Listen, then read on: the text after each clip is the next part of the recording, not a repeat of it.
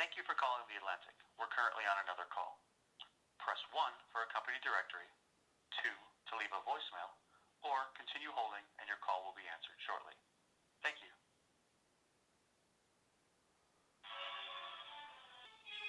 Good afternoon, the Atlantic. Hi, thank you for picking up. I have a question. Is it possible to speak to your writer named James Hamblin? I can try to connect you, but it is very unlikely that he's in his office. Okay.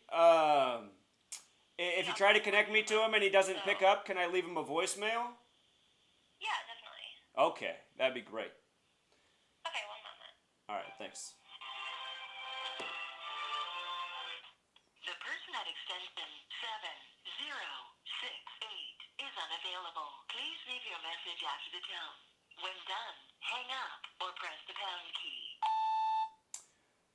Hi, James.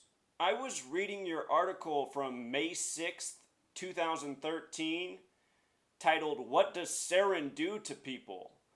And in the end of this article, you leave the reader with the question about should a sarin gas attack warrant an international response, such as military intervention, and you kind of leave the reader thinking, well, sarin gas, it hurts people, but it doesn't typically kill them. So should there be foreign military intervention?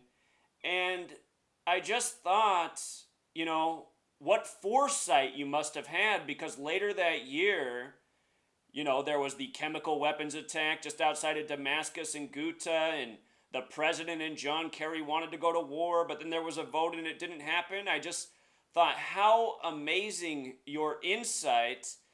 And I started thinking how you write for The Atlantic, and I know from being a researcher of history that your paper had the great foresight of the Holocaust, even publishing multiple times from the early 1900s up until World War II, that 6 million Jews had died in some corner of the earth, or 6 million Jews were starving.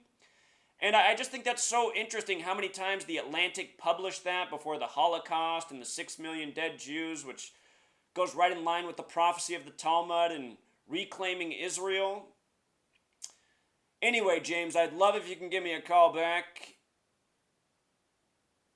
I left it with your secretary, the number. Hopefully it's shown up on the voicemail. Again, one more time, the number is 206. I would love to ask you about this article and the foresight going on at The Atlantic. It seems that you guys are ahead of history, and I want to know the secrets. Also, have you ever heard of the language of gematria or gematria? Fascinating language.